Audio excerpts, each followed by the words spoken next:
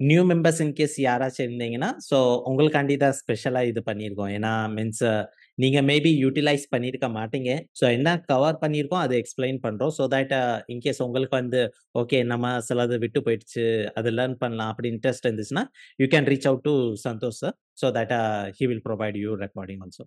யா. So day 1ல என்ன பார்த்திருந்தோம்னா, கான்செப்ட் கிளாரிட்டி. ஸோ இன்கம் டேக்ஸ்னா என்னது? அதுல எத்தன ஆக்ட் இருக்கு, செக்ஷன்ஸ் இருக்கு. ரிட்டர்ன் ஃபைலிங் வந்து நீங்க YouTubeல பார்த்தாலே கிடைச்சிடும். ஆனா ஜஸ்ட் ரிட்டர்ன் ஃபைல் பண்ணும்போது இப்போ ஃபார்ம் 16 பார்த்தீங்கன்னா, அங்கே செக்ஷன் 17 சப்செக்ஷன் 1, 2, 3 வரும். தென் எக்ஸெப்ஷன் வரும். தென் டிடக்ஷன் வரும். ஸோ அது ஏன் வருது? எப்படி வருது? அது பிஹைண்ட் ஸ்டோரி என்ன இருக்கோ, அது பார்த்தா தான் மீன்ஸ் உங்களுக்கு வந்து ரிட்டர்ன் ஃபைலிங் அப்போ இன்ட்ரஸ்டிங்கா இருக்கும். ஸோ அதனால இந்த கான்செப்ட் கிளாரிட்டி வந்து ஃபர்ஸ்ட் டே 1ல வச்சிருந்தோம்.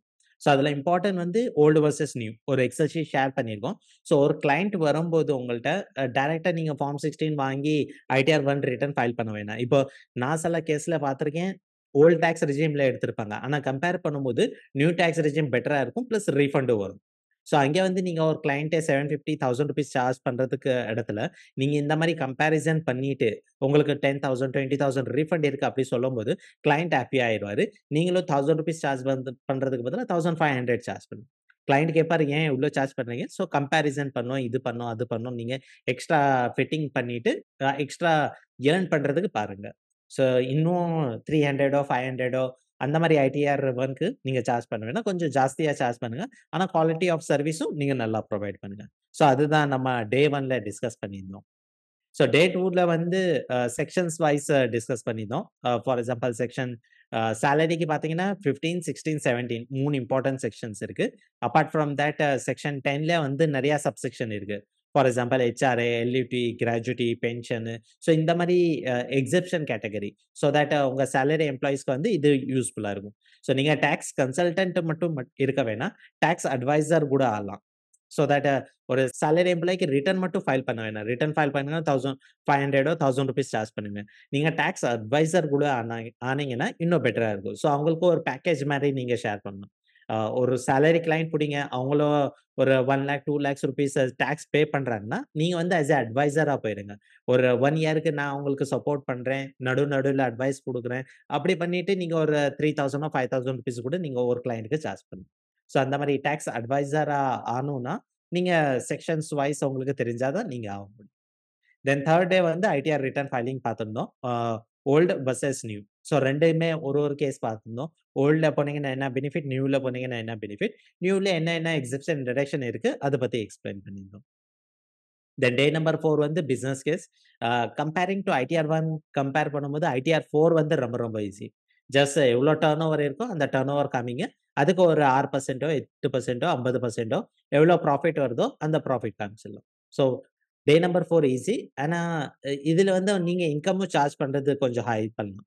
மீன்ஸ் பிசினஸ் கேஸ்க்குன்னா 1500, 2000 அதே profit and loss balance sheet ready பண்ணணும்னா 5000. ஸோ அந்த மாரி கூட நீங்க சார்ஜ் பண்ணலாம். ஸோ டே நம்பர் 4ல வந்து section 44 AD, ADA and 44 AE இது பிரிசம்ப்டிவ் டாக்ஸேஷன் ரிலேட்டட் டிஸ்கஸ் பண்ணியிருந்தோம். பிளஸ் ரிட்டர்ன் ஃபைல் பண்ணி காமிச்சிருந்தோம்.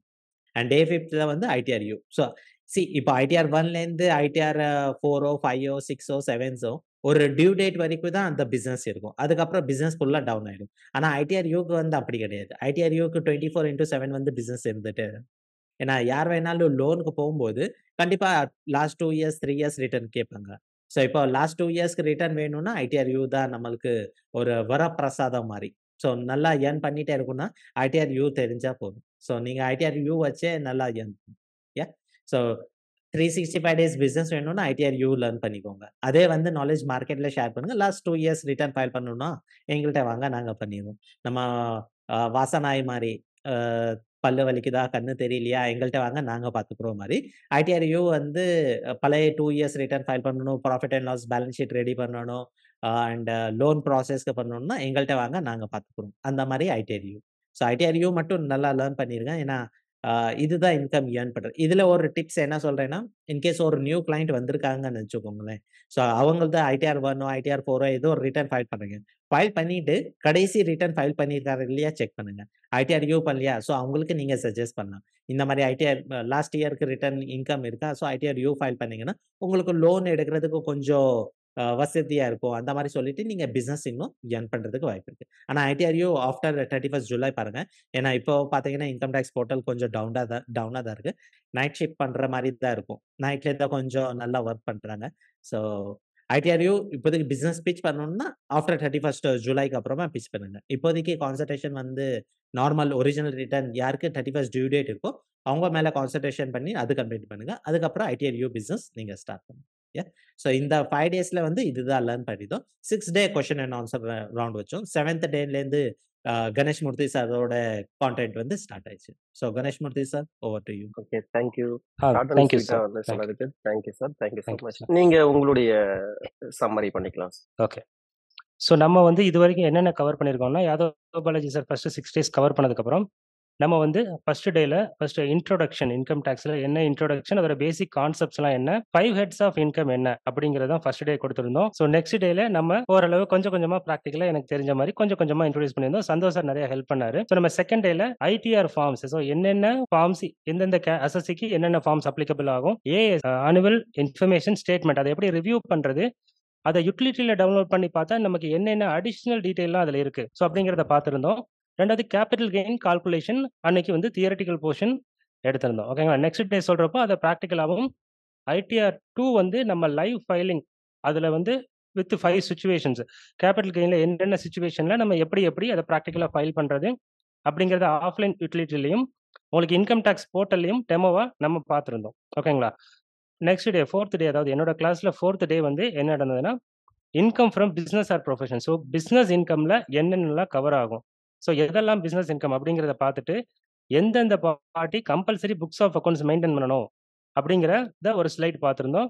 ரெண்டாவது புக்ஸ் ஆஃப் அக்கௌண்ட்ஸ் இல்லாமல் ப்ரிசம்டிவ் டாக்ஸேஷன்ல நம்ம வந்து ஐடி ஃபைல் பண்ணுறது எப்படி. So presumptive taxation section 44 AD, ADA, AE and 44 BB, BBB. So இதெல்லாம் பார்த்துருந்தோம். யாதவ் பாலாஜி சார் ஆல்ரெடி இதை வந்து ப்ராக்டிக்கல் டெமோ கொடுத்ததுனால நம்ம வந்து ஜஸ்ட் நமக்கு வந்து பேசிக்காக டாக்ஸ் ஆடிட் அப்ளிகபிளா இல்லையாங்கிறத பார்க்கறதுக்காக நான் ப்ரிசம்டிவ் டாக்ஸேஷன் ஜஸ்ட் ஒரு ஸ்லைடு மட்டும் வச்சு எடுத்திருந்தேன். ரெண்டாவது, ஏன்னா இது ப்ரிசம்டிவ் டாக்ஸேஷன் சொல்லிட்டு நம்ம டாக்ஸ் ஆடிட் போனால் தான் அதில் வந்து உள்ள கான்செப்ட் தெரியும். ஸோ டாக்ஸ் ஆடிட் யார் யாருக்கு அப்ளிகபிள்ங்கிறதுக்கு ஒரு 5 சுச்சுவேஷனும் அதோட ப்ராக்டிக்கல் வந்து கேஸும் நான் கொடுத்துருந்தேன். ஓகேங்களா. ஸோ அன்னைக்கு வந்து நம்ம இன்ட்ராடே F&O ட்ரேடிங் என்னங்கிறது டாபிக்ல இருந்தது. பட் அதை அன்னைக்கு கண்டினியூ பண்ண முடியல. நெக்ஸ்ட் டே கேரி ஃபார்வர்ட் ஆகி கண்டினியூ பண்ணோம். ஆக்சுவலாக நம்ம பிளான் பண்ணதை விட ஒரு நாள் எக்ஸ்ட்ரா ஆயிருக்கு. அந்த ஒவ்வொரு நாளும் நம்ம நினைச்ச டாப்பிக்கை லைவ் டெமோ தவிர மற்ற எதையுமே வந்து அந்த டைம்ல முடிக்க முடியலனாலும் அடுத்தடுத்த நாள் அதை கேரி ஃபார்வர்ட் பண்ணி நம்ம வந்து கண்டினியூ பண்ணி தான் கொண்டு போயிட்டு இருந்தோம். ஓகேங்களா. So intraday and F&O trading அது வந்து எப்படி நம்ம கால்குலேட் பண்றது, எப்படி நம்ம ரிட்டர்ன்ல காமிக்கிறது, கேஷ் டிரான்சாக்ஷனுக்கு என்னென்ன லிமிட். ஸோ இதெல்லாம் வந்து நம்ம பிசினஸ் ஆர் ப்ரொஃபஷனில் நம்ம இன்கம் ஃப்ரம் பிசினஸ்ல வந்து இதை நம்ம ப்ராப்பரா நிறைய பார்த்தோம். ரெண்டாவது set off and carry forward loss எந்தெந்த லாஸ்லாம் செட் ஆஃப் பண்ண முடியும், எந்தெந்த லாஸ்லாம் கேரி ஃபார்வர்ட் பண்ண முடியும், எத்தனை வருஷத்துக்கு கேரி ஃபார்வர்ட் பண்ண முடியும், கேரி ஃபார்வர்ட் பண்ண லாஸா அந்த இயர்ல செட் ஆஃப் பண்ண முடியுமா, அதெல்லாம் நம்ம பார்த்தோம். ரெண்டாவது டெப்ரிசியேஷன், இன்கம் டேக்ஸ் டெப்ரிசியேஷன் வந்து எப்படி கால்குலேட் பண்றது அப்படிங்கிறத நம்ம பார்த்தோம். ஓகேங்களா. ஸோ நம்ம 5th டேல ஒரு ஃபினான்சியல் ஸ்டேட்மெண்ட்டை எப்படி ரிவ்யூ பண்றது, அதாவது ஒரு டேலி டேட்டா வந்ததுன்னா அதை லெட்ஜர் வைஸ் ஒரு 1 ஹவர் நான் உங்களுக்கு சொல்லியே காமிச்சிட்டேன். ஒரு 1 crore ஒரு சின்ன கம்பெனியா இருந்தா ½ an hourல அதை எப்படி கம்ப்ளீட்டா ரிவ்யூ பண்ணி பார்க்கறது அப்படிங்கிறது நான் வந்து ஒரு லைவ் டெமோ கொடுத்துருந்தேன். இது வந்து நிறைய பேருக்கு வந்து ஹெல்ப்ஃபுல்லா இருந்திருக்கும் நம்புறேன். ஏன்னா இது வந்து ப்ராக்டிக்கல் செஷன். ஸோ தியரட்டிக்கல் தான் எல்லாருமே பயப்படுறீங்க. பட் ஆனால் ப்ராக்டிக்கல் செஷன் கொடுத்தப்போ எல்லாருமே வந்து ஓரளவு சொல்றது ரொம்ப இன்ட்ரெஸ்ட் ஆயிட்டீங்க அப்படிங்கிறத நான் கவனிச்சேன். ஓகேங்களா. ஸோ இது வரைக்கும் வந்து business income for example ITR 1, 2. So இது வரைக்கும் வந்து எப்படி சொல்றதுன்னா, சில பேர் இதெல்லாம் பார்த்துருக்க மாட்டாங்க. ஐடிஆர் 2 பொறுத்த வரைக்கும் கேபிட்டல் கெயினே நிறைய பேர் வந்து பார்த்துருக்க மாட்டாங்க. பட் நம்மளோட பார்ட்டிசிபென்ட்ஸ்ல நிறைய பேர் ஜிஎஸ்டி பிராக்டிஸ்னராக இருந்ததுனால இந்த பிசினஸ் இன்கம் அப்படிங்கிற டாபிக் வந்ததும் நிறைய பேர் வந்து கொஞ்சம் இன்ட்ரெஸ்ட் ஆவாங்க அப்படிங்கிறது நானும் சந்தோஷ் சார் வந்து டிசைட் பண்ணியிருந்தோம். ஸோ அவங்களுக்கு வந்து ப்ராக்டிக்கல் நாலேஜ் நிறைய கொடுக்கணுங்கிறதுக்காக தான் மெயினாக இந்த செஷன் வந்து ஸ்பெஷல் செஷன். ஒரு லைவா ஒரு புக்ஸ் ஆஃப் அக்கௌண்ட்ஸ் எடுத்து அதுல என்னென்ன இஷ்யூ இருக்கு. ஏன்னா அதுக்கு முன்னாடி அந்த புக்ஸ் ஆஃப் அக்கௌண்ட்ஸை ரிவ்யூ கூட பண்ணல. எனக்கு வந்து ஒரு நாள் முன்னாடி தான் வந்தது. சரி உங்க முன்னாடியே ரிவ்யூ பண்ணிக்கலாம். ஸோ எனக்கும் ஒரு வேலை முடிஞ்ச மாதிரி இருக்கும். ஃப்ரெஷ்ஷா ஒரு கேஷ் எடுத்து, அதாவது அதுல வந்து என்னென்ன தப்பு இருக்கோ நம்ம எல்லாமே நோட் பண்ணோம். ஸோ அந்த மாதிரி ஆக்டிவிட்டி வந்து நம்ம 5th டேல பண்ணோம். அந்த ரிவ்யூ பண்ணதுக்கு அப்புறம் அதை எப்படி ஃபைனலைஸ் பண்றது, அதாவது வந்து அட்ஜஸ்ட்மெண்ட் என்ட்ரிஸ் எப்படி பண்றது அப்படிங்கிறதெல்லாம் நம்ம பார்த்தோம். ரெண்டாவது ரேஷியோ அனாலிசிஸ். ஸோ ரிவ்யூ பண்ணி ஃபைனல் பண்ண புக்ஸ் ஆஃப் அக்கௌண்ட்ஸ் கரெக்டா இருக்கா. ஸோ இது வந்து எல்லா வகையிலையும் டெட்டாஸ், கிரெடிட்டாஸ், ஸோ ஒரு 5 மேஜர் ரேஷியோ நம்ம பார்த்தோம். ஸோ 5 ரேஷியோ படியும் கரெக்டாக இருக்கா அப்படிங்கிறத நம்ம ரிவ்யூ பண்ணோம். ஓகேங்களா? ஸோ நெக்ஸ்ட் டே, அதாவது 6th டே வந்து நம்ம ஐடிஆர் 3 ஃபைலிங்கை 5 ஹெட்ஸ் ஆஃப் இன்கமும் உள்ள மாதிரி நம்ம வந்து ஒரு லைவ் டெமோ பார்த்தோம். ஜாவா யூட்டிலிட்டிலையும் வின்மேன் சாஃப்ட்வேர்லையும்.